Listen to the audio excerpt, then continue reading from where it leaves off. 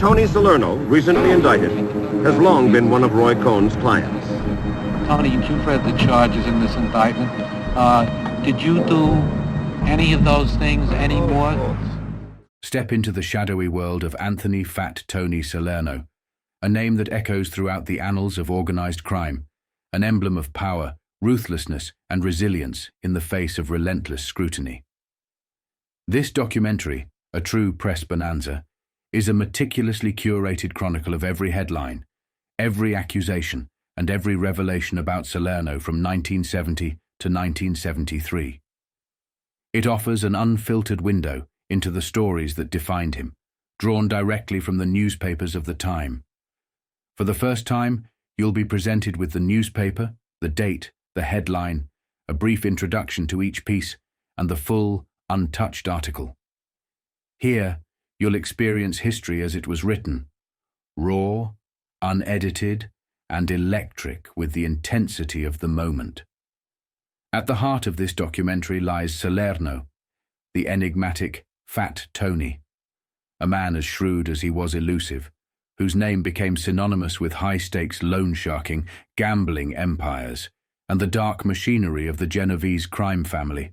Across this treasure trove of articles, we peel back the layers of a man who loomed over the underworld with a mix of charm and menace, navigating a labyrinth of indictments, informants, and federal investigations. Each article is more than a snapshot. It's a puzzle piece in the vast mosaic of Salerno's legacy. In January 1970, the saga begins with Angelo "Gyp" DiCarlo's FBI transcripts, revealing a world of influence and brutality that reached into political and law enforcement circles. Amidst these revelations, Salerno's name emerges, tied to stolen securities and the sprawling corruption underpinning the Mafia's operations. We journey through these headlines, from the mysterious disappearance of Mafia double agent Jack Hoyt to chilling tales of mob executions at Richie the Boot Boyardo's estate. As we move further into 1970, we encounter Gerald Martin Zelmanovitz, a colorful witness whose courtroom confessions implicate Salerno and others in a web of extortion and stolen bonds. These articles lay bare the financial sophistication of Salerno's operations, painting a portrait of a man who thrived in the shadows of Wall Street as much as the back rooms of East Harlem. The articles reveal the vast scope of Salerno's influence. Loan-sharking operations with $80 million on the streets, a stolen securities ring stretching across state lines, and his reputed role as a financier for controversial ventures from heavyweight fights to high-stakes gambling. Even as law enforcement closed in, Salerno's ability to evade conviction becomes a recurring theme, with terror-stricken witnesses and mysterious imposters muddying the waters of justice. By 1972, the power dynamics of the Mafia begin to shift, and Salerno's name remains at the forefront. The crackdowns on New Jersey's crime families, the imprisonment of top bosses like Angelo Bruno and Gerardo Catena, and the emergence of new caretaker leaders underscore the underworld's volatility. Salerno, meanwhile, adapts, expanding his influence and maintaining his position as a central figure in the Genovese family's vast empire. The crescendo comes in 1973, a year fraught with uncertainty and upheaval. As the health of Carlo Gambino, the Mafia's boss of bosses, hangs by a thread, the five families brace for a possible war of succession. Within this maelstrom, Salerno's stature grows ever larger. Indicted in New York for the first time, Salerno faces charges that could finally bring him down. Yet, his reputation as a master tactician and untouchable figure looms over the courtroom, leaving even prosecutors and investigators in awe of his cunning. Each article in this documentary is a portal into a specific moment in time, capturing the pulse of a nation grappling with the realities of organized crime. From the devastating impact of Mafia operations on New York's slums to the sophisticated financial schemes that lined the pockets of mobsters, the narrative unfolds with the vivid detail of a Nicholas Pileggi crime epic. This is more than just a story about Anthony Salerno. It's a lens into the dark underbelly of America in the early 1970s. As you watch this documentary, you'll not only witness the rise and scrutiny of Fat Tony Salerno, but you'll also gain an unvarnished look at the power structures, the betrayals, and the relentless pursuit of justice that defined this era. Prepare for a deep dive into the archives, where the ink of history tells tales of ambition, corruption, and survival in the Mafia's golden age. Every word, every story, every headline will bring you closer to understanding the enigmatic man at the center of it all. A man whose legacy is as enduring as the crime empire he helped build. Welcome to the world of Anthony Fat Tony Salerno, a Press Bonanza. On January 8, 1970, the Daily News revealed the extent of Angelo "Gyp" DiCarlo's involvement in organized crime through over 1,200 pages of FBI transcripts. These conversations, spanning 1961 to 1965, shed light on his political connections, influence over law enforcement, and control of gambling operations. Among the revelations is a startling claim that DiCarlo sought information on Robert Kennedy's phone calls during the 1964 Democratic Convention, exposing breaches of security and his expansive network of power. Here is the article in full. The bugged conversations of Angelo "Gyp" DiCarlo cover 1,200 pages of transcript, running from 1961 through early 1965. A Newark federal judge, presiding over the extortion trial of DiCarlo, ordered the full Federal Bureau of Investigation record made public Tuesday afternoon. The conversations have provided a clear insight into the operation of organized crime in New Jersey. Here are some of the highlights of the final year. By Frank Faso and Henry Lee, Angelo "Gyp" DiCarlo instructed a switchboard operator at the 1964 Democratic Convention at Atlantic City to copy and give him all the numbers called by Robert Kennedy. The Federal Bureau of Investigation transcripts of bugged DiCarlo conversations disclosed yesterday. DiCarlo met the operator on August 13, 1964, at his headquarters in Mountainside, New Jersey, and the operator, whose name was given phonetically as Mrs. Jean Simmons, agreed to do this, according to the transcript. In another taped conversation of October 10, 1964, a companion disclosed to DiCarlo that a man named Latham or Latham had access to files, presumably state files in Trenton. The companion said that his man would call him after he looks at the file, as he would then know what he could do with the judge. These apparent high-level breaches of security tie in with DiCarlo's obvious influence over politicians and policemen as his protected gambling sphere of activity steadily expanded. Lucky was not impressed, county prosecutor, a problem in Jersey City. The Federal Bureau of Investigation noted on December 28 of 1964 that DiCarlo had informed one Louis "Luck" Pacello that he will have numbers locations in Long Branch, Red Bank, Asbury Park, Neptune, and Belmar, and intended to furnish the addresses to their contact in the prosecutor's office who would protect them. The informant said Lucky was not impressed and told Ray DiCarlo that he was through paying any more money to the cops. Lucky said he had the county prosecutor anyway, and also had a local guy. DiCarlo said his county contact was Manning, identified by the Federal Bureau of Investigation as Detective Andrew Manning of the Monmouth County Prosecutor's Office. Manning, he asserted, would become boss on February 1st, 1965. On another occasion, DiCarlo expansively advised an unidentified companion to go to Passaic County. It's wide open, Essex County's wide open. On December 15th, the Federal Bureau of Investigation said, he advised Anthony Santoli, better known as Jack Panels, a subordinate, that he expects to open a game in Kearney after the first of the year and will have the mayor of that city on the payroll. He stated that the mayor has issued an order that only he or the chief of police may write letters concerning police matters. Earlier in 1964, He had taken full credit for the election of Robert Sarcone as Essex County State Senator and had remarked, "The proof of his wisdom will be how Sarcone handles the appointment of the Essex." DiCarlo claimed that, on April 25, 1964, he had urged Democratic Hudson County leader John Kenney the quick removal of Essex County Prosecutor Brendan Byrne. He quoted Kenney as saying he would use his influence to get a judgeship for Byrne to get rid of him.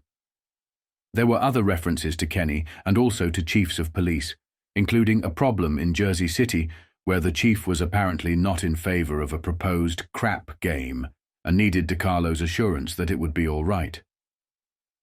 DiCarlo proposed that Kenney be reached by phone and would also assure the chief that he had nothing to worry about. On still another occasion, DiCarlo said, "Yesterday, I talked to John Kenney myself. I told him that Donovan, that cop from Kearney, is around their busting hour. He said, 'I'll call up the mayor.' He went to call the mayor yesterday. The mayor was at the racetrack." The transcript goes on. The game, that guy, Donovan. Ray DiCarlo knows he does. He's an obscenity, good. That Donovan, if we can get it straightened out, it's a hell of a place to pull from. It wasn't all wine and roses for DiCarlo. He had many worries on his mind, from the possibility of unauthorized criminals, like burglars, dropping in, and also unauthorized guests like the Federal Bureau of Investigation popping up at a wedding in a gang family.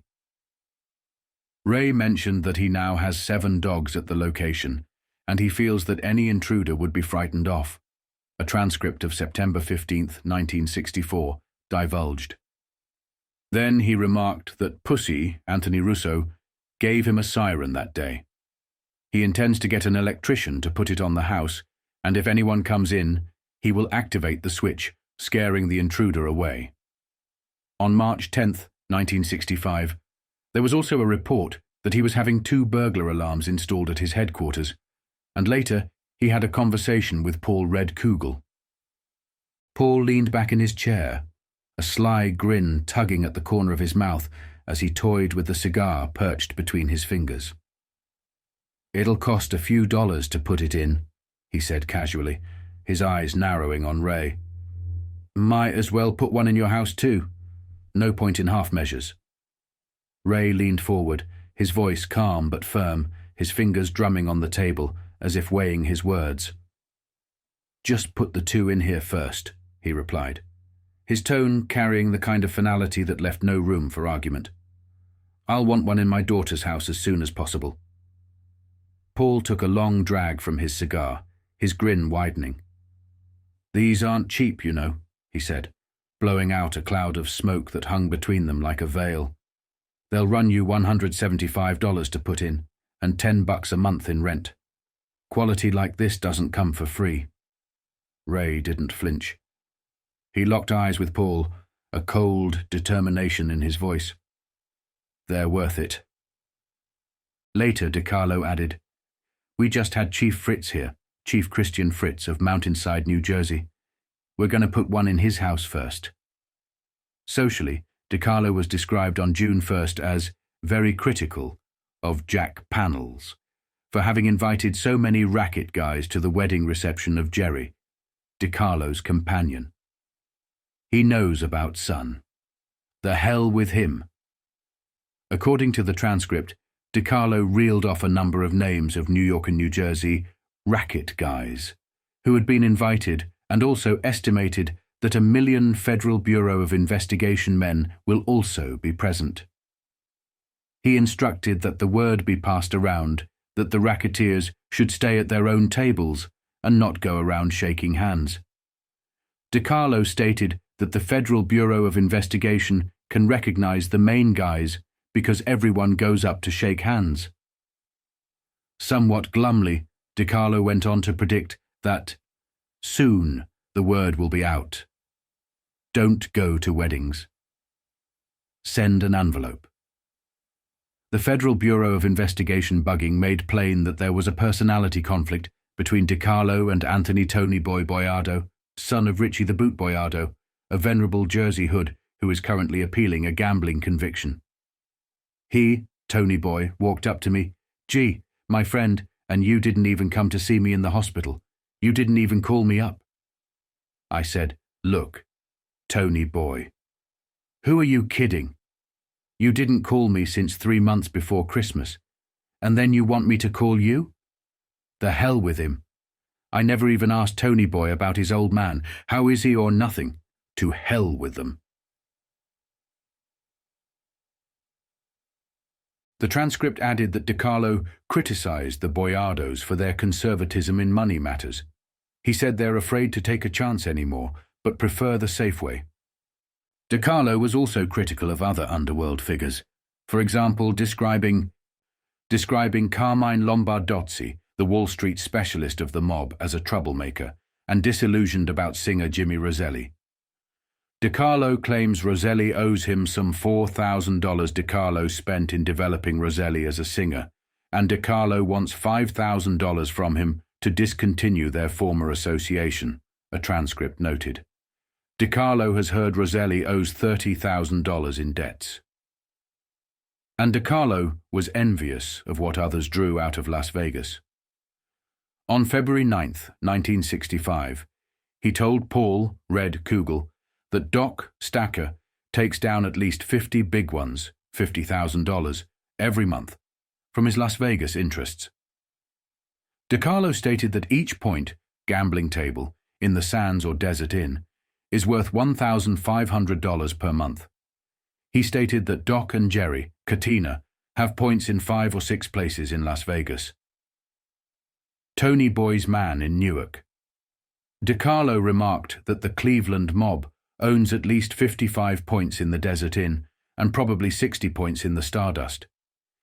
He speculated that the Cleveland mob gets $120,000 per month under the table from those sources. DiCarlo stated that he paid $35,000 for each point which he owns in the Las Vegas casinos. A curious report concerned a social evening that DiCarlo spent on May 27, 1964, with several men, including one Mickey D'Agostino. During a discussion of membership in the Masons, the Federal Bureau of Investigation report divulged, D'Agostino stated that he had arranged to get Jack Panels, Anthony Santoli, SWAT, Dominic Schiaffone, and Joe Bayon, Joseph Ziccarelli, into the Masons, and that all 3 are now 32nd-degree Masons. SWAT was identified as Tony Boy Boyardo's chief lieutenant in Newark, while Ziccarelli is the Latin American expert of the mob, having been a close friend of Trujillo, the late Dominican dictator. In a conversation DiCarlo had with several persons on some of the hazards of running a gambling operation, one Jakey says sadly, "The only thing that is going to hand you up is a legit guy, a coat and suit maker, and you keep him overnight. His wife is going to ask, 'Where were you all night?' 'I'm in jail all night.' Now the Federal Bureau of Investigation comes up to his house. 'Who brought you here? What do you think you're doing?' 'Long Island.' 'That's a bad county.' There was then some discussion about moving a gambling operation out to Long Island, and DiCarlo exclaimed, "You guys are nuts. I would never go to Long Island for any amount of money. That's a bad county." Jakey was reminded that one night he'd been in a game in Brooklyn, when suddenly he noticed 2 plainclothes cops standing on the cellar stairs looking at the game. The doorman had let them through. However, the cops were all right. They were from the safe and loft squad and were looking for something else. The cops could see the table and everything. Jakey reported that the operators started to take the lights down, but the cops said, "Leave it. Come on upstairs." The cops said, "Keep on going." But how could you keep on going? They would tell the other cops tomorrow. In another conversation, DiCarlo mentioned a debt which was possibly owed to Anthony Tony Fat Salerno, a lieutenant in the Lucchese mob and a top gambler. DiCarlo was quoted as saying, "That word should be sent that it was all right if the debtor were beaten, but not severely, to make him pay the debt." Just 2 days after revelations about Angelo Gyp DiCarlo's influence, the Daily News reported on January 10, 1970, the disappearance of a mysterious Mafia spy known as Jack Hoyt. Acting as a double agent for both organized crime and law enforcement in New Jersey, Hoyt's tangled web of loyalties and electronics expertise placed him at the center of a deadly conspiracy allegedly orchestrated by Joseph Ziccarelli. This report also touched on connections between construction contracts, the Mafia, and figures like Tony Boy Boyardo, Raymond Patriarca, and Fat Tony Salerno. Here is the article in full. The mysterious Mafia boss Joseph, an agent serving both the mob and the authorities in New Jersey, known exclusively as Jack Hoyt, whose murder was assertedly plotted by Bayon Joe Ziccarelli, is, or was, an electronics double agent. The mob and the authorities in New Jersey learned this exclusively, the news reported last night. Hoyt has been missing for more than 2 months, presumed dead. On November 13th, in the Hudson County, men were charged with charges of malicious assault and murder. Ziccarelli, identified as one of the top men in the rackets, was indicted with 2 others for conspiring to commit kidnapping and battery. Hoyt, who was born December 8, 1944, was reportedly the intended victim. The conspiracy supposedly took place in Union City on November 7th and November 13th, but the indictment, returned by a statewide grand jury, withheld all details about Jack Hoyt, the intended victim. Authorities have refused to disclose his identity or divulge the details behind the asserted plot. Yesterday, reliable sources provided information to the news. The operation took place between the people in Trenton by electronics. Hoyt, whose real name is withheld, worked for about 2 years as an installer for the New Jersey Bell Telephone Company, specializing in electronics. His last known address was in Jersey City. The news actually knows his real name and exact address, but is withholding this information for his wife's protection. Hoyt was retained by 2 factions within the mob who wanted to bug each other, and for the hoods, he also listened into bookmakers' conversations to make certain that they were honest. At the same time, he was acting as a double agent, reporting to law enforcement agencies. He got jammed up. Among his clients, sources said, was Ziccarelli. One insider commented, "He was playing a number of ends and getting jammed up." Last April 21st, Hoyt was arrested with 2 other men in Jersey City on charges of breaking and entering. The disposition of the charges is not known. On July 3rd, he attempted suicide by taking an overdose of pills and was treated at Jersey City Medical Center. Additionally, he ran away with another woman. Indicted with the 57-year-old Ziccarelli were Frankie Mill Malamazzi, 57, of 323 59th Street, West New York, New Jersey, and Spedito Sperry DeLuca, 54, of 15 West 53rd Street, Bayonne. Ziccarelli lives at 551 Brandon Place, Cliffside Park. All 3 have been released on $25,000 bail each. In Newark yesterday, a federal grand jury probing alleged ties between officials and hoods concentrated on the building contracts for a $21 million post office being built near Kearney. Construction is being done by companies in which North Bergen Mayor Angelo Cerubi and John Luciani had an interest. They turned over construction records to the panel on Thursday. A subcontract on the job has been given to the Valentine Electric Company of Newark, which is assertedly controlled by Anthony Tony Boy Boyardo, son of aged Mafia boss Ruggiero, Richie the Boot Boyardo, in the Newark federal extortion trial of Angelo Gyp DiCarlo, a reputed Mafia leader, and 3 other men. Gerald Martin Zelmanovitz, the government star witness, described an asserted $1 million stock swindle. Among those involved, he said, were Raymond Patriarca, New England Mafia boss, and Fat Tony Salerno, a New York gambler. On January 10, 1970, the Daily News unveiled chilling details from FBI transcripts linking Angelo Gyp DiCarlo and Ruggiero, Richie the Boot Boyardo, to the disappearance and presumed murder of Anthony Tony Bender Strollo in 1962. The conversations suggest Strollo was executed on orders from Vito Genovese, who was displeased with Strollo's handling of the Gallo conflict and his narcotics involvement. The transcripts paint a grim picture of mob executions, particularly at Boiardo's Livingston estate, rumoured to be a site of gruesome disposal methods. Here is the article in full. Frank Faso and Henry Strollo, dapper underworld nightclub figures who disappeared almost 8 years ago, were linked to conversations indicating either Richie the Boot Boiardo or Little Pussy Russo could have been involved in their murders. FBI taped conversations revealed yesterday suggest that Anthony, Tony Bender, Strollo, the Greenwich Village boss, was possibly killed either by Ruggiero, Little Pussy Russo, or by Richie the Boot. The question was raised, who killed Tony? Russo was questioned about it. Russo lit a cigarette, the flicker of the flame casting fleeting shadows across his face. He took a slow drag, exhaling smoke like he was letting go of a weight that had been pressing on his chest. I thought of that too, he said, his voice low and deliberate, like he was revealing a secret he'd kept buried. DiCarlo leaned forward, his eyes sharp and searching, the tension in the room tightening like a noose. When you got Tony? He asked, his words slicing through the haze of smoke. Russo nodded, his expression unreadable, but his tone carrying a hint of something darker. Yeah, he said simply, the weight of that single word hanging in the air like a loaded gun. Thus, from the conversation, it appears either Richie the Boot or Little Pussy could have been Bender's actual killer.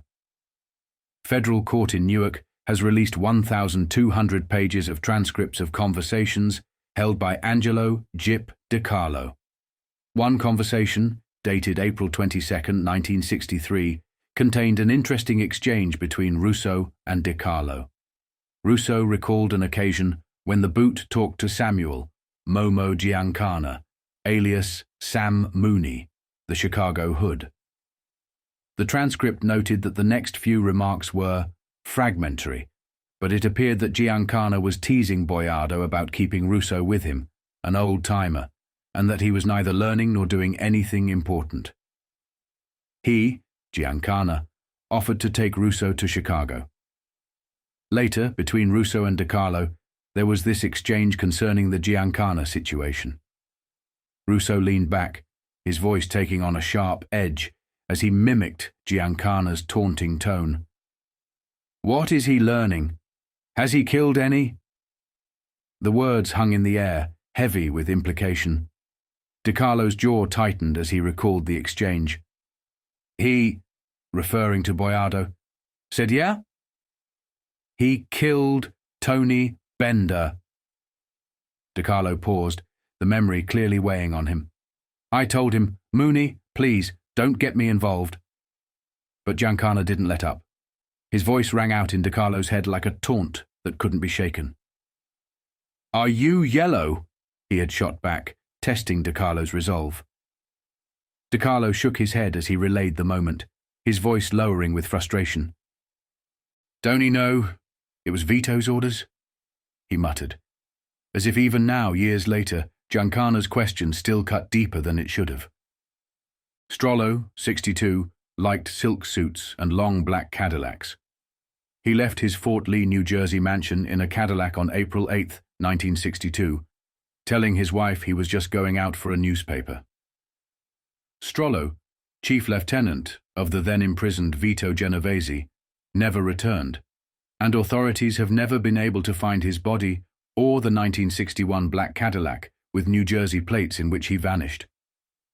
While the transcript does not explain what happened to Strollo's body, authorities believe he was lured to Richie the Boot's estate in Livingston, New Jersey, and that there the body was disposed of.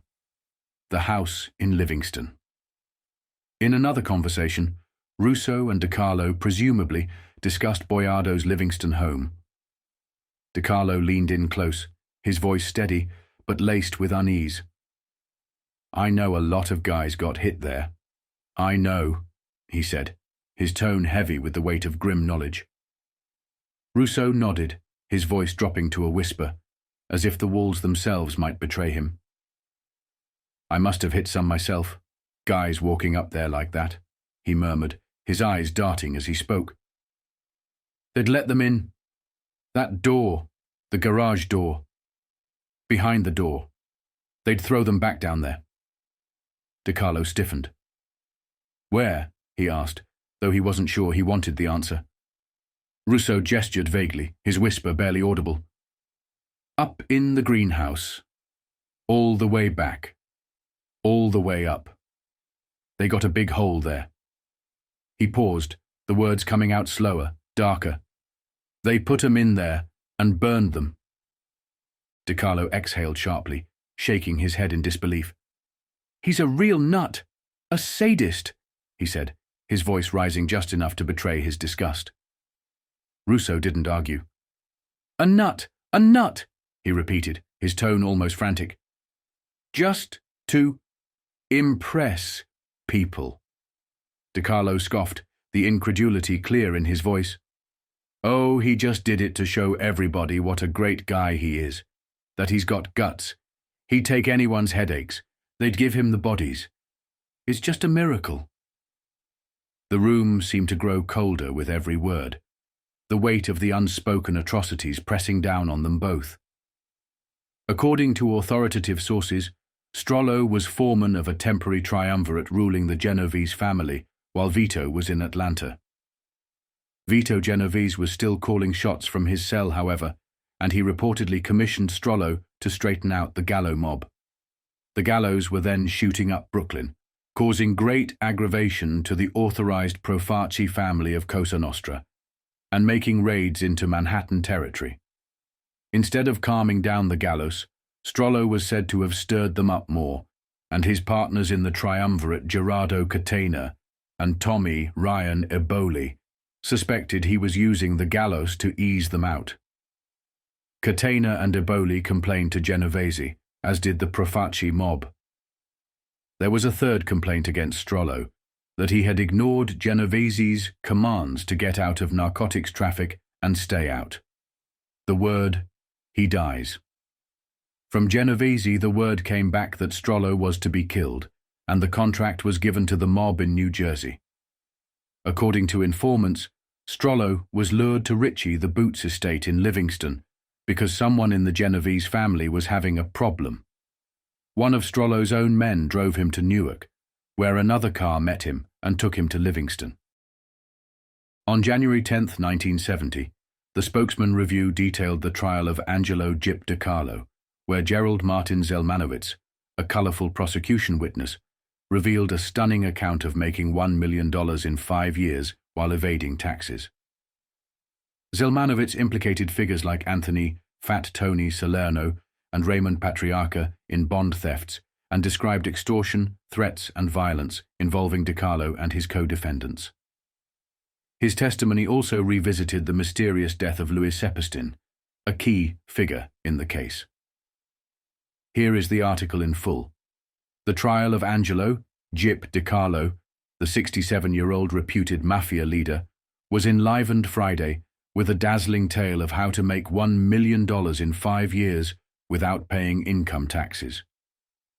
It was told by a dapper 32-year-old prosecution witness. Gerald Martin Zelmanovitz, the witness, unfolded the tale during what was often a sparring match between him and Michael Querques, attorney for Daniel Red Secure, one of 3 men on trial with DiCarlo. Querques, cross-examining the witness, sought to show Zelmanovitz was a forger, thief, and government defrauder. Bonds are stolen. Zelmanovitz, not convicted of any crime, agreed that he was a forger, thief, and defrauder of the government, and poured out more details than Querques cared to hear. Querques frequently asked Judge Shaw to admonish the witness to limit his answers to direct responses to questions. Among the information offered by Zelmanovitz was a list of names of men he alleged had stolen bonds from a bank in Boston, which were passed on to him to sell. Until this moment, Zelmanovitz said he had not even given the names to the Federal Bureau of Investigation, which had arrested him twice in 1968 for sales of the bonds, once in Miami and once in New Jersey. Zelmanovitz said, "The other 5 thieves, who allegedly shared the profits from the sale of the stolen bonds, were Raymond Patriarca, Fat Tony Salerno, Joe Green, Gil Beckley, and a man named Silverman." Zelmanovitz told Querques, "I have earned approximately $1 million since 1965. After Querques asked him if it were not true that his home had been purchased by his father-in-law, and whether the value of the home's furnishings was $150,000. "Could be more, Mr. Querques, could be more," replied the witness, who earlier said the house was valued at $200,000, and that both he and his wife drive 1968 Cadillacs. Zelmanovitz was put on the stand because he was allegedly a partner with the co-defendants and the late Louis B. Saperstein. The defendants are charged with making extortionate loans. He has testified that the 4 terrified Saperstein with threats in 1968. He also testified he had seen Saperstein beaten by 2 of the defendants and threatened with death by DiCarlo on September 13, 1968, unless he paid them all he owed by December 13, 1968. Saperstein, a former Newark insurance broker and labor racketeer, died November 26, 1978. At first, he was believed to have died of a gastric upset, but letters he wrote the day he died prompted an autopsy. An Essex County grand jury was unable to find evidence that he had been murdered, but a later federal investigation resulted in the indictment for which DiCarlo and his 3 associates are being tried.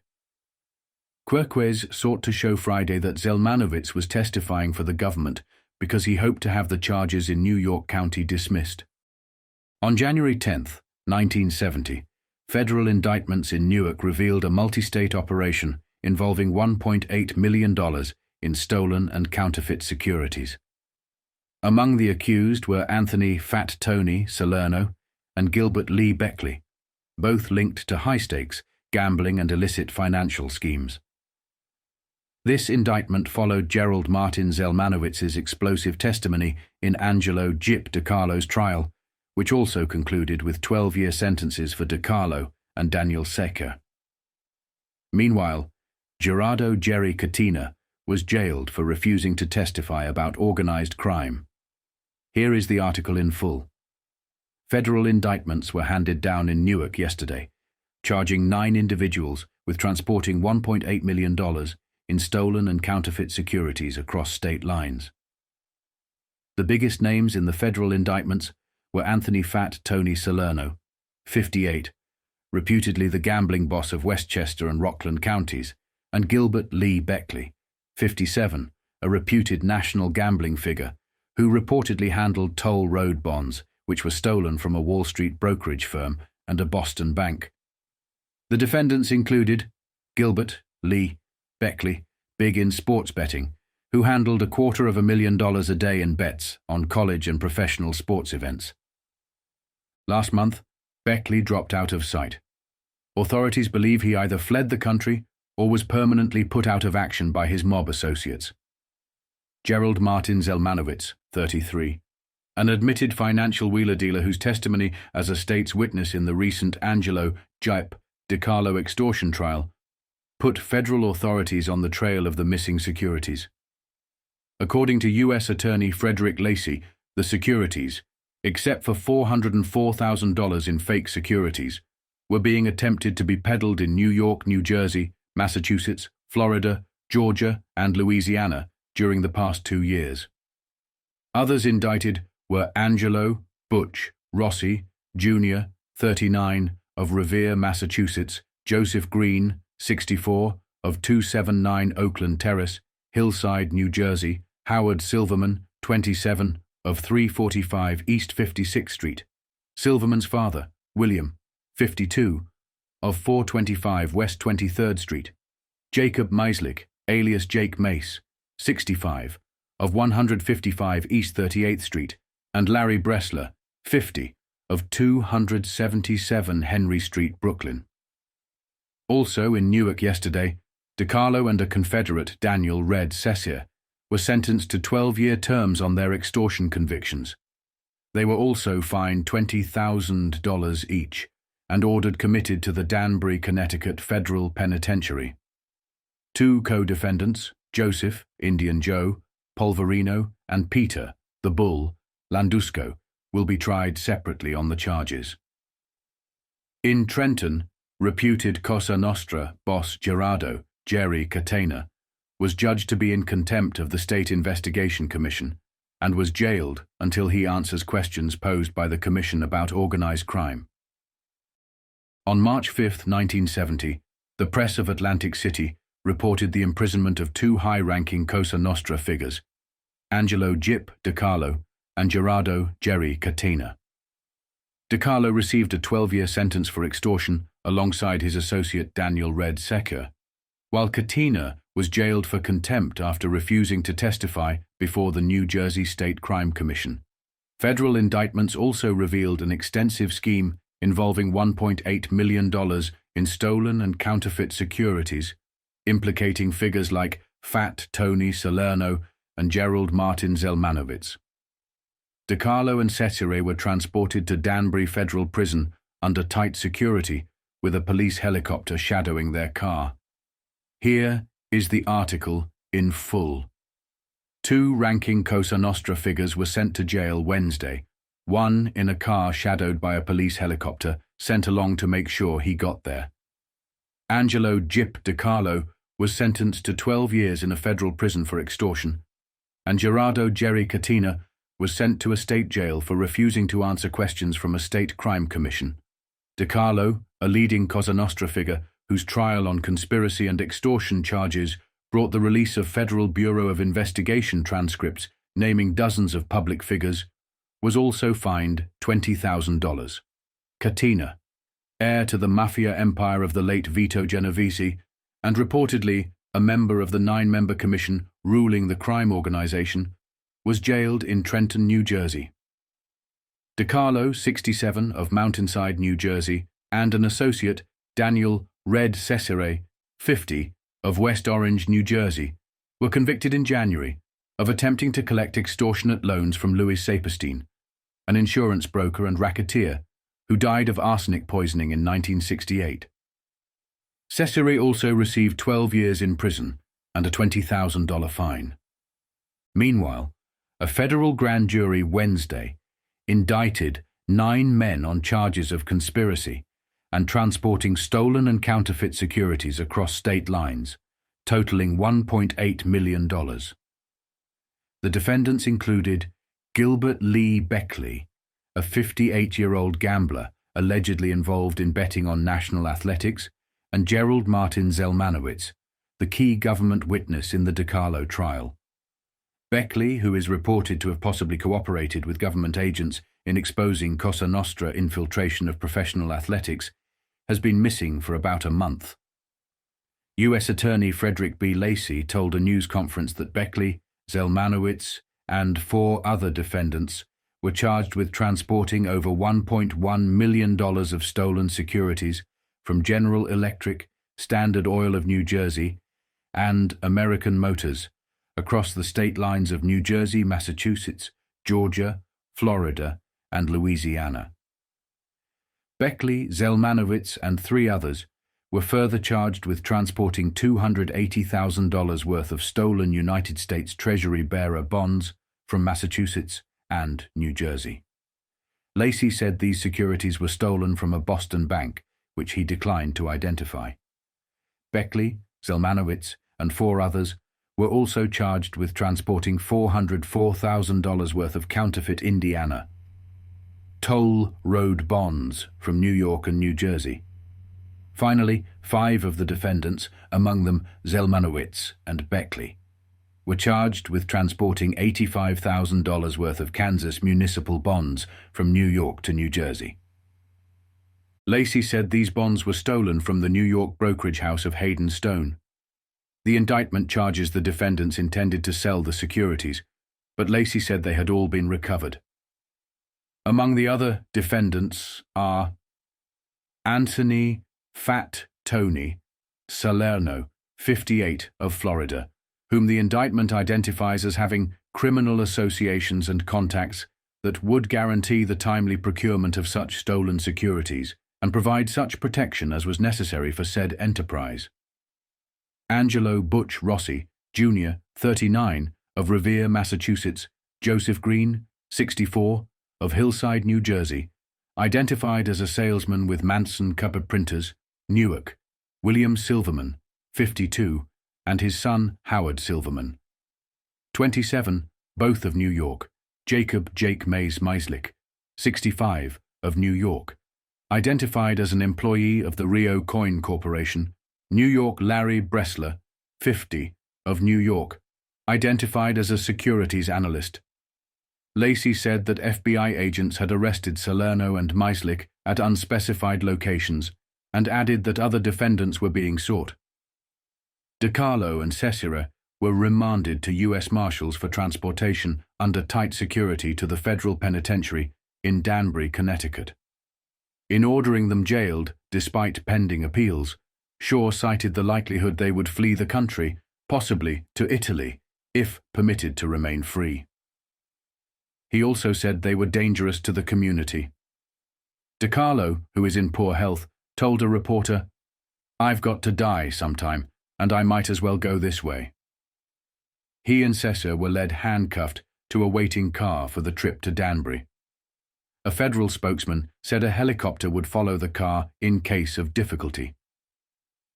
First Assistant U.S. Attorney Herbert J. Stern, who aided in the prosecution, said, "These defendants are now, and have through their entire mature lives, been engaged in organized criminal activity.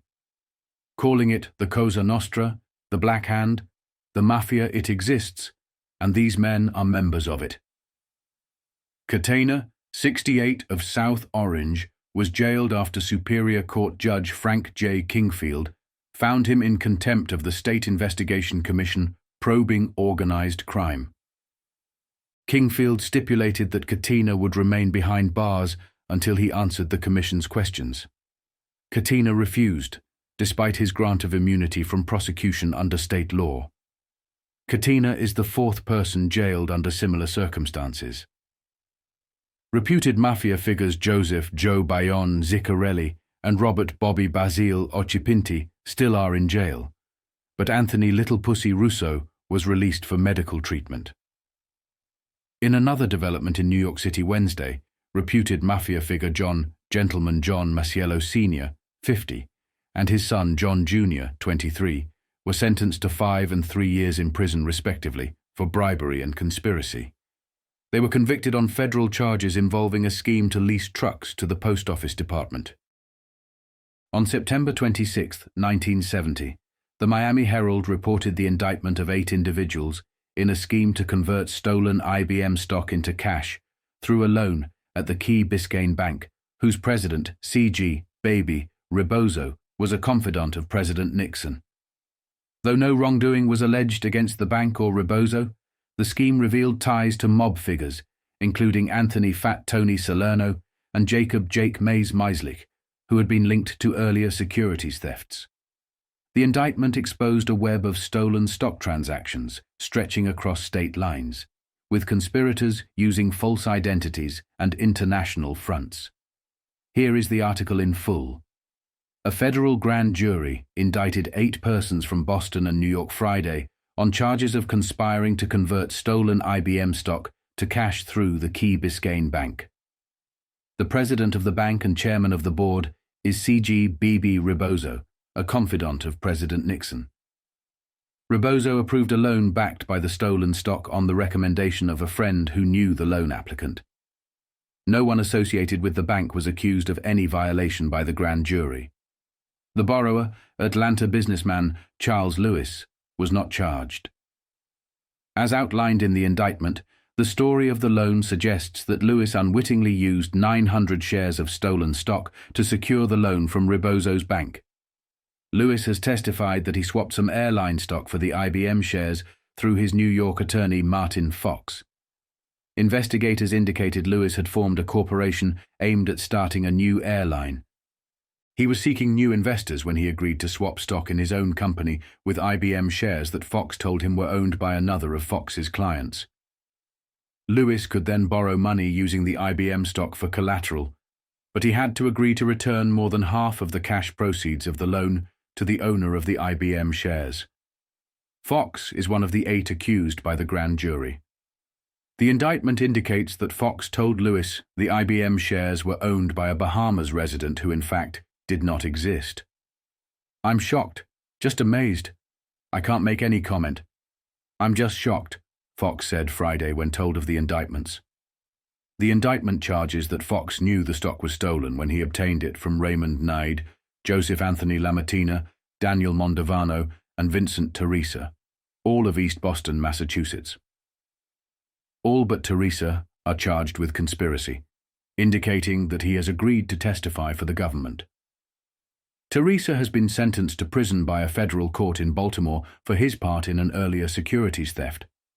But federal officials here would not say Friday where Teresa is being held. Teresa and Mondovano got the stolen stock from Jake Maislik, the grand jury alleged. Maislik has already been indicted in Newark, New Jersey for stock thefts with 2 Miami mobsters, Anthony, Fat Tony, Salerno, and Gilbert, Gil, the Brain, Beckley. How the stock is supposed to have reached Maislik is anybody's guess. A spokesman for E.F. Hutton and Company of New York, the original owners, said Friday that, "To this day, the disappearance of those shares from our vaults remains a mystery." Lewis, the Atlanta businessman who got the loan, has said he was told by Fox that the attorney got the IBM shares from a Henry Sturgeon who lived in the Bahamas. The indictment claims that Need, one of those accused of giving the stolen stock to Fox, went to the Bahamas to establish an address for one Henry Sturgeon. He traveled with blonde model Joan Harvey of Boston, who is also accused of taking part in the conspiracy. She was arrested in New York earlier this year for participating in another stock swindle. The Fidelity and Casualty Company of New York has filed suit against the Key Biscayne Bank for selling the IBM shares. The insurance company is liable to pay for any stock certificates innocently purchased after Hutton and Company filed notice that the documents were stolen. Rebozo testified earlier in that suit that he eventually became suspicious of the collateral stock used by Lewis, and asked the Atlanta borrower to repay the $195,000 loan. But Lewis was unwilling to repay the loan, and Rebozo sold the shares. Rebozo maintains that he checked several agencies, including Hutton and Company itself, before selling the stock, and was told that Lewis got the shares legally. Meanwhile, as part of the agreement with his attorney Fox, the grand jury indictment says that Lewis paid $115,000 of the loan to members of the conspiracy, keeping $8,000 for investment in one of his own companies. 2 others charged with participating in the conspiracy are Howard Finkelstein of New York and Maurice Feinberg of Boston. Both were accused of taking part in the delivery of the stolen shares across state lines and bringing back part of the proceeds from the Key Biscayne Bank loan to Massachusetts. The grand jury indictment ended a probe of stolen IBM stocks begun by the Federal Bureau of Investigation in 1968 and aided by the Justice Department's Organized Crime Strike Force, according to Gary Betts of the Miami Strike Force Office. On October 4, 1970, the Akron Beacon-Journal published a powerful exposé on the devastating impact of organized crime on New York City's slums. From the numbers racket to narcotics and loan sharking, figures like Anthony Fat Tony Salerno and Raymond Marquez were highlighted as key players in operations draining hundreds of millions of dollars annually from already impoverished communities. The article underscored how organized crime entrenches poverty, fuels addiction, and corrupts local economies, creating what Dr. Martin Luther King once called the nightmare of the slum family. Here is the article in full. When several hundred Puerto Rican youths ran through East Harlem on the night of June 14th, smashing store windows and setting rubbish fires, Almost every store between 105th and 116th Streets suffered some damage. One of the few in the 11-block area to survive with hardly a scratch was the East Harlem Pet Shop. The shop is owned by Samuel Big Sam Cavalieri, named by law enforcement officials as a leading gambler and loan shark in East Harlem. Even youths on a rampage know better than to mess with Big Sam. Cavalieri is one of several organized crime figures who bleed the city's slums of several $100 million every year. Organized crime in the slums is not limited to the Mafia. It includes Jews, Puerto Ricans, Cubans, and blacks.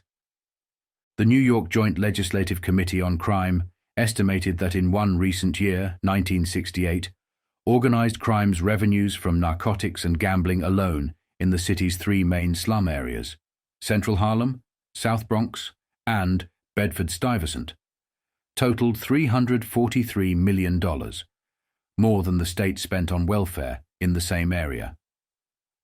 The flow of money from the ghetto to organized crime is so great that there can be little meaningful economic improvement in New York City's ghettos until it is stopped, says State Senator John Hughes of Syracuse. Criminal networks victimize slum residents in all walks of life. They reach the young and the weak in the streets through its drug pushers.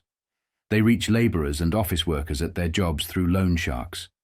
And they reach housewives, shopkeepers, salesgirls, and welfare recipients in their homes and neighborhoods through its numbers runners. The most lucrative operation for organized crime is the numbers racket. The policy game, as it is sometimes called, is played by 75% of all adult and late teenage slum residents in New York, who spend an average of $3 to $5 a week on it, according to the Hughes Committee. That may not seem like much, but it mounts up when several members of a family play it every day. The policy game also finances police corruption and reinforces other more destructive rackets. One of my clerks borrowed money from loan sharks to do some heavy betting on the numbers and wound up pushing dope to pay off the loan sharks, said a fruit store operator in Harlem. Malcolm X, in his autobiography, wrote of gambling away all the tips he earned as a waiter, as high as $15 and $20 a day on the numbers. Slum residents who play the numbers are pursuing what James Baldwin has called the American dream in blackface, the chance of making a hit, selecting the winning 3-digit number for the day, and winning $600 on a $1 bet. The behind-the-scenes workings of one numbers operation, that of Raymond Marquez, known as Spanish Raymond, shows how profitable and efficient the numbers racket is. It is a testament to Marquez's organizational skill that his operation continues, even though Marquez himself has been in jail since last January.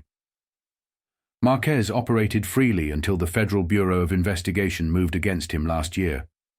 He was arrested and tried with his chief lieutenant, Radames Mas, on charges of violating federal gambling laws. Both were convicted, and while out on appeal, Marquez was rearrested on similar charges and remanded to jail. Marquez's network of 5 banks employs about 400 runners who fan out in the neighborhoods, collecting bets from customers. In addition, Marquez has a number of spots, usually stores, where clients can place bets. Next in line in the Marquez network are 27 controllers, usually store owners, who record the bets from each runner and send the information to the bank or office via a pickup man. Marquez's pickup people are inconspicuous types, such as old people or young girls. They are paid a straight salary, usually about $100 to $200 a week. The controllers get 35% of the bets their runners collect. From this, Marquez expects them to handle such expenses as bail and legal fees if their runners are arrested. The Federal Bureau of Investigation raided one of Marquez's banks, which had a betting volume that sometimes reached $100,000 a day. Numbers operations are difficult to break, and numbers operators are difficult to put behind bars because underlings handle the kind of evidence that stands up in court, such as betting slips and controller sheets. Marquez was convicted essentially because the Federal Bureau of Investigation found a single fingerprint on a master sheet in the New Jersey home of his lieutenant, Radames Mas. The underlings who do handle incriminating evidence sometimes are arrested when not protected by payoffs to police, but the bosses have no trouble finding others to replace them. Marquez has 5 lieutenants in addition to Mas, who was convicted with him. 4 are former policemen. Law enforcement officials say that numbers operators like to employ former policemen because of their contacts. Information uncovered in the investigation of the Marquez empire shows that 7.5% of the profit, approximately $25,000 monthly, was set aside for graft. The total volume of the Marquez operation is believed to be $25 million a year. The profit margin of a numbers network is said to be 25%. Most of the money does not stay in Harlem. Although the majority of the runners and some of the controllers are black residents of Harlem, those at the top are not. Marquez himself has a $100,000 home in Great Neck, Long Island. He has substantial real estate holdings both here and abroad, as well as a thick portfolio of securities. Marquez's success is proof that you do not have to be in the Mafia to do well in organized crime. He was born to Puerto Rican parents in New York 40 years ago. Members of his family established close ties to Mafia leaders, however, which have helped him through the years. Raymond himself showed such talent that Anthony "Fat Tony" Salerno, boss of the Mafia rackets in Harlem, gave him his own bank at an early age. Marquez reportedly still pays 5% of his profits to Salerno, partly in gratitude and partly because anybody who operates in Harlem has to pay Fat Tony something. Salerno, who now lives in Florida but frequently commutes to New York, is the absentee boss of a $50 million a year numbers racket, the biggest in Harlem. In the South Bronx, the major figures in the numbers racket are the Schlitten brothers, Samuel and Moishe, better known as Sam and Mo, whose banks do an annual betting volume of more than $30 million. The Schlittens operate in association with several members of the Genovese and Lucchese Mafia families, who get a percentage of the profit. The biggest operator in Brooklyn, indeed in all of New York, is James Napoli, known as Jimmy Knapp, whose empire is said to gross around $70 million a year. His network, centered in the Williamsburg-Greenpoint section, touches the fringes of the slum, but focuses on middle-class neighborhoods. In the past, blacks never rose higher in the numbers hierarchy than controller because of race prejudice among white gangsters, and because slum residents feared that their fellow blacks could not pay off heavy winnings without the resources of established banks. But now, law enforcement officials say, some blacks are gaining a toehold in the slums. Thomas Green, whose network is centered near 146th Street and Lenox Avenue, has a substantial bank in operation. A second black bank in Harlem is operated by Fritz Devenish and Clarence Hales, who are known as Fritz and Crappy. Narcotics, too, has been traditionally the monopoly of established gangsters, particularly the Mafia. But in recent years, mafiosi have been turning over the high-risk aspects of the narcotics trade to other groups. The Mafia used to be the primary importer and distributor of hard drugs, which led to long prison sentences for some leading mafiosi.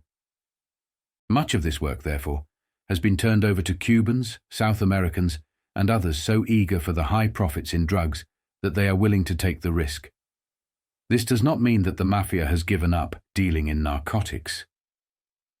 Mafiosi often handle overseas arrangements and provide the capital for bulk purchases. The Legislative Committee estimates that the gross revenue from the narcotics traffic in the city's 3 major slum areas ranges from a minimum of $122 million annually to $238 million. The Mafia earns millions more as an indirect result of narcotics.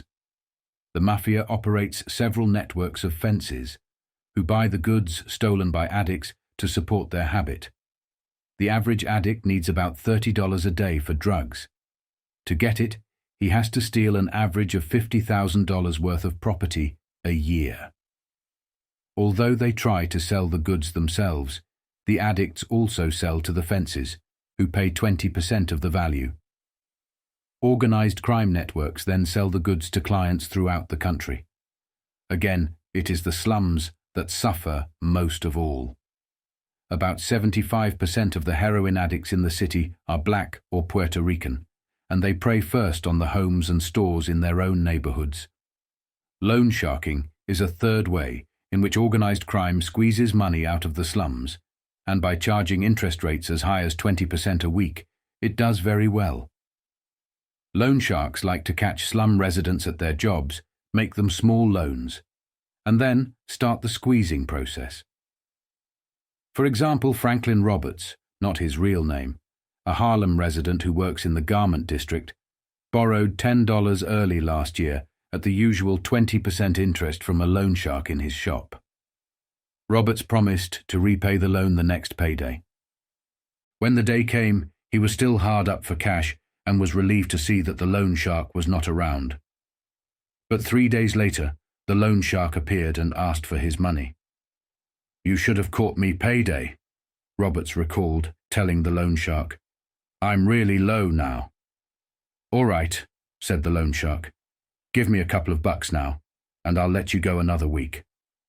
When the week was up, the same routine took place, and for many weeks afterward, Roberts found it much easier to pay the loan shark $2 than the $10 he owed. By the time he finally repaid the $10 principal, he had given the loan shark $84 in interest. It was a typical transaction, which also reveals that the loan shark, contrary to popular impression, does not rush to break arms and legs if payments are late. Loan sharks are as much con men as muscle men and prefer to milk slum residents as long as they can. Slum residents are at the mercy of loan sharks because many blacks and Puerto Ricans cannot borrow money from legitimate sources. Loan sharks have no fear that these customers will betray them because betrayal would mean cutting off the only source for loans until payday or the next welfare check. If it was not for the existence of organized crime, many of the social conditions that exist in our community would be unable to exist. Assemblyman Charles B. Rangel of Harlem told a state investigating committee last year. Dr. Martin Luther King put it more strongly. "Organized crime," he said, "is the nightmare of the slum family." On November 18, 1970, the Miami Herald reported into the devastating impact of organized crime on New York City's slums, where figures like Thomas Green, Fritz Devenish, and Clarence Hales gained ground in the numbers racket. It highlights how the Mafia, once the primary controller of the narcotics trade, increasingly handed over the dangerous aspects to other groups. The piece also underscores the brutal reality of loan sharking, with criminal networks exploiting vulnerable residents through exorbitant interest rates, creating a cycle of financial oppression that fuels poverty and addiction in marginalized communities. Here is the article in full. In the past, blacks never rose higher in the numbers hierarchy than controller because of race prejudice among white gangsters, and because slum residents feared that their fellow blacks could not pay off heavy winnings without the resources of established banks. But now, law enforcement officials say some blacks are gaining a toehold in the slums. Thomas Green, whose network is centered near 146th Street and Lenox Avenue, has a substantial bank in operation. A second black bank in Harlem is operated by Fritz Devenish and Clarence Hales, who are known as Fritz and Crappy. Narcotics, too, has been traditionally the monopoly of established gangsters, particularly the Mafia. But in recent years, mafiosi have been turning over the high-risk aspects of the narcotics trade to other groups. The Mafia used to be the primary importer and distributor of hard drugs, which led to long prison sentences for some leading mafiosi. Much of this work, therefore, has been turned over to Cubans, South Americans, and others so eager for the high profits in drugs that they are willing to take the risk. This does not mean that the Mafia has given up dealing in narcotics. Mafiosi often handle the overseas arrangements and provide the capital for bulk purchases. The Legislative Committee estimates that the gross revenue from the narcotics traffic in the city's 3 major slum areas ranges from a minimum of $122 million annually to $238 million. The Mafia earns millions more as an indirect result of narcotics. The Mafia operates several networks of fences who buy the goods stolen by addicts to support their habit. The average addict needs about $30 a day for drugs. To get it, he has to steal an average of $50,000 worth of property a year. Although they try to sell the goods themselves, the addicts also sell to the fences, who pay 20% of the value. Organized crime networks then sell the goods to clients throughout the country. Again, it is the slums that suffer most of all. About 75% of the heroin addicts in the city are black or Puerto Rican, and they prey first on the homes and stores in their own neighborhoods. Loan sharking is a third way in which organized crime squeezes money out of the slums, and by charging interest rates as high as 20% a week, it does very well. Loan sharks like to catch slum residents at their jobs, make them small loans, and then start the squeezing process.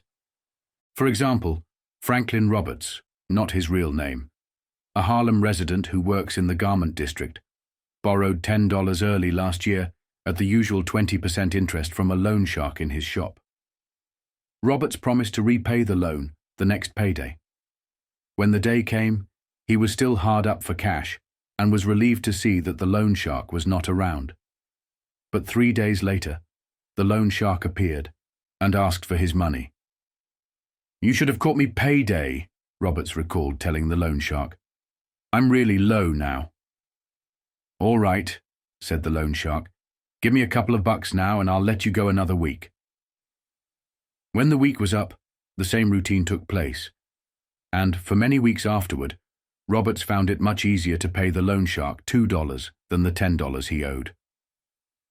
By the time he finally repaid the $10 principal, he had given the loan shark $84 in interest. It was a typical transaction, which also reveals that the loan shark, contrary to popular impression, does not rush to break arms and legs if payments are late. Loan sharks are as much con men as muscle men, and prefer to milk slum residents as long as they can. Slum residents are at the mercy of loan sharks because many blacks and Puerto Ricans cannot borrow money from legitimate sources. Loan sharks have no fear that these customers will betray them, because betrayal would mean cutting off the only source for loans until payday or the next welfare check. If it was not for the existence of organized crime, many of the social conditions that exist in our community would be unable to exist. Assemblyman Charles B. Rangel of Harlem told a state investigating committee last year. Dr. Martin Luther King put it more strongly. "Organized crime," he said, "is the nightmare of the slum family." On June 4, 1972, the Star-Ledger outlined the evolving landscape of organized crime in New Jersey, where longtime mob bosses like Angelo Gyp DiCarlo and Gerardo Jerry Katina remain influential despite being imprisoned. The article revealed how lieutenants and caretaker bosses are adapting to increased law enforcement pressure, turning to narcotics and legitimate businesses to sustain operations. Figures such as Anthony Tony Bananas Caponegro and Anthony Fat Tony Salerno are identified as key players, while rivalries among black, Puerto Rican and Cuban criminal elements signal a shift in the power dynamics of inner-city rackets. Here is the article in full. Organized crime in New Jersey is like an army whose generals have almost all been taken prisoner. At least a dozen of the suspected top underworld leaders in the state, once considered the untouchables, have been jailed during the last 3 years as part of a concentrated enforcement effort against them. The crackdown has put a significant crimp in illegal activities, but state authorities point out that it has far from halted them. Instead, the policies of the old bosses are continuing in their absence, with mob lieutenants and caretaker bosses running the operation. The continuing attack on organized crime is forcing increasing numbers of mob lieutenants into legitimate businesses, mainly construction, the authorities note. Also, with almost weekly state police gambling raids cutting heavily into the mob's most lucrative enterprise, police sources report that the young caretakers of crime families, whose heads are in jail or exile, are spurning their bosses' taboos and moving more and more into the field of narcotics. While organized crime chieftains have for a long time been bankrolling the importation of narcotics. According to enforcement officers, they had decided long ago to remain out of the direct distribution of drugs. The reason was that a large number of their gangs were already on drug charges. With gambling getting so hard, one state official said, the second and third team leaders see money to be made in narcotics. The mob's new interest in narcotics is evident, but discipline among the underworld gangs is not what it was when the long-time accepted bosses were walking the streets. Even now, many mob lieutenants outside prison walls are on the run, with many fleeing to out-of-state hideouts, mainly in Florida. Because of this, one state enforcement authority noted, it is not as easy to get the services of organized crime that were provided in this state 5 years ago. Bookies are far more careful about whom they take as customers, and they're aware of the wiretapping law in New Jersey. Organized criminal activity is no longer the open operation it used to be. The absence of the accepted long-standing leaders, according to state authorities, has caused some internal problems, which have resulted in the execution of several low-ranking gangland workers. However, the gangland murders have been of minor racketeers, and organized crime factions in New Jersey are described by one federal authority as not what it was, but they are powerful people, he conceded, and they have powerful friends. This was confirmed by federal sources, who noted that even while confined to New Jersey jails or hiding in Florida, the longtime bosses have not lost their control. The power structure has not shifted to new faces, they said. It has just sunk down to the lower ranks since many top leaders are in jail. The only reputed high-ranking underworld boss not behind bars, confined to bed with a serious illness, or in exile, is Thomas Tommy Ryan Eboli of Fort Lee, who, while a New Jersey resident, has interests mainly on the New York side of the Hudson River. Eboli has claimed he is too seriously ill with heart trouble to answer subpoenas from law enforcement agencies seeking his testimony for years. Like their bosses, the interim underworld leadership is a target of the State Commission of Investigation, SCI, which has caused the confinement of more than a half-dozen suspected high-ranking mob figures for refusing to talk about their activities. The State Division of Criminal Justice has successfully prosecuted dozens of organized crime figures, including Hudson County Rackets boss Joseph, Joe Bayonne, Ziccarelli, on gambling and bribery charges, and former Shore boss Anthony, Little Pussy, Russo of Long Branch, on perjury charges. Federal agencies, meanwhile, have caused the jailing on various charges, ranging from income tax evasion to extortion, of Angelo, Jip, DeCarlo, Samuel, Sam the Plumber, De Cavalcante, and others. A source described New Jersey's organized crime families as a relatively homogeneous group. Allegiances have remained the same, despite some confusion at the top level brought about by concentrated law enforcement efforts to crack down, the source stated. With the exception of the Trenton and Camden area, which always has belonged to Bruno, South Jersey Philadelphia Rackets boss Angelo Bruno. The rest of the state of New Jersey is unlike any other area of the nation, he added. In other states, the underworld expert explained, gangs divide territory along strict lines. In New Jersey, he explained, jurisdictional lines cross. There are no specific areas reserved for one gang or another. New Jersey's organized crime families have always had strong ties to gangs whose leaders were based in New York City, the enforcement authorities pointed out. But with the death several years ago of Vito Genovese of Atlantic Highlands, the reputed boss of bosses and leader of the largest mob gang in the metropolitan area, crime leaders in New York City are becoming much more dominant in New Jersey affairs. The main influence on New Jersey rackets coming from New York these days, according to the authorities, is that of the underworld gang ruled by Carlo Gambino. Gambino's suspected longtime New Jersey manager was identified by authorities as Joseph Dominic Paterno, 49, whose last known address was in Newark. He's reputed to control rackets in Belleville, Nutley, Bloomfield, and other areas in and around Newark. Paterno served a 1 to 3 year prison term for car theft in 1948 and was sentenced to a 7-year federal prison term on counterfeiting charges in 1948-1950. One state authority described Anthony "Tony Bananas" Caponegro as a very significant rising star among organized crime lieutenants in New Jersey. The Livingston resident fled to Florida about 2 years ago to avoid an SCI subpoena, but has been seen back in New Jersey periodically, according to state officials. Authorities said Caponegro is a lieutenant in the mob family headed by Bruno and has been confined to the Yardville Youth Reception and Correction Center near Trenton for almost 2 years for refusing to answer SCI questions. In Caponegro's absence, the caretaker of his reputed underworld activities in Newark's Ironbound section is Herbert Gimmelstob, who is awaiting sentencing on hijacking charges brought by the federal government. Herbert Gross of Lakewood, a mob associate turned informant, named another rising power in New Jersey organized crime circles as John DeGilio of Paramus.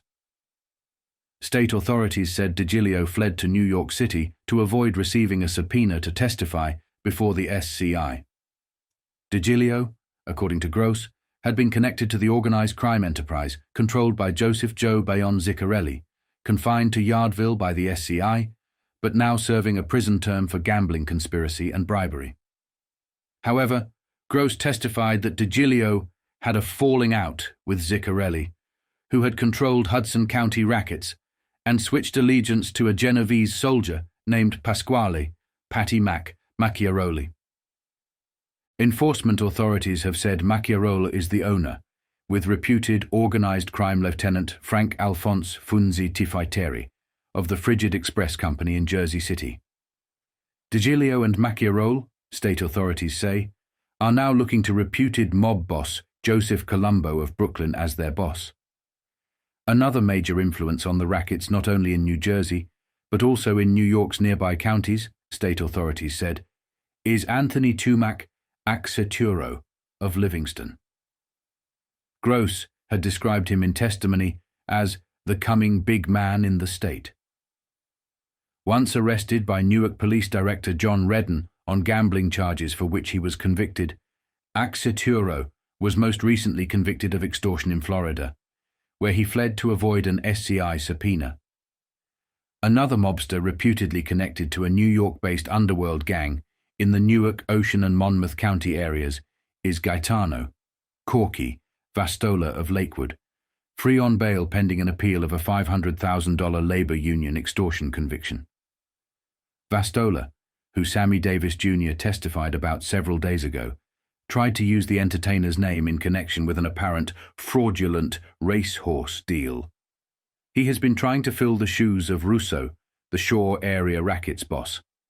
Frank, Big Frank Cocchiaro of Ocean Township, while jailed in Florida fighting extradition to New Jersey, still is exerting his influence in the Shore area, mainly in Monmouth County. State officials said Cocchiaro was rising to power in the Shore area on behalf of Samuel Sam the Plumber Russo, who is confined to prison and serving a federal prison term for extortion.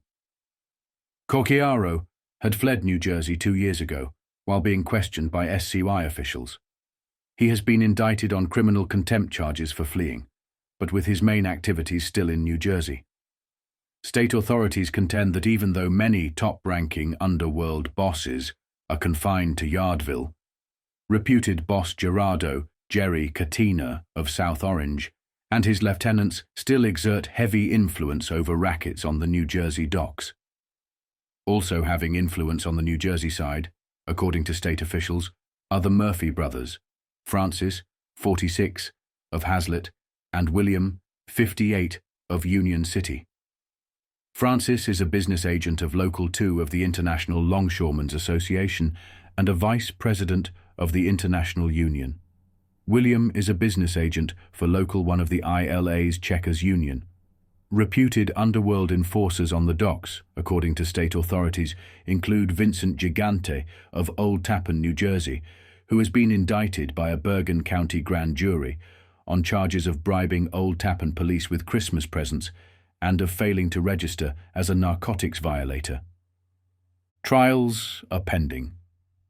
Louis, Bobby, Manor of Jersey City, keeps tabs on the underworld enterprise he reputedly controls in southern Hudson County, with periodic trips back to New Jersey and New York from his Florida hideout, according to state authorities. On a trip to New Jersey several weeks ago, however, it was learned that Manor had been delivered an SCI subpoena ordering his future appearance for questioning.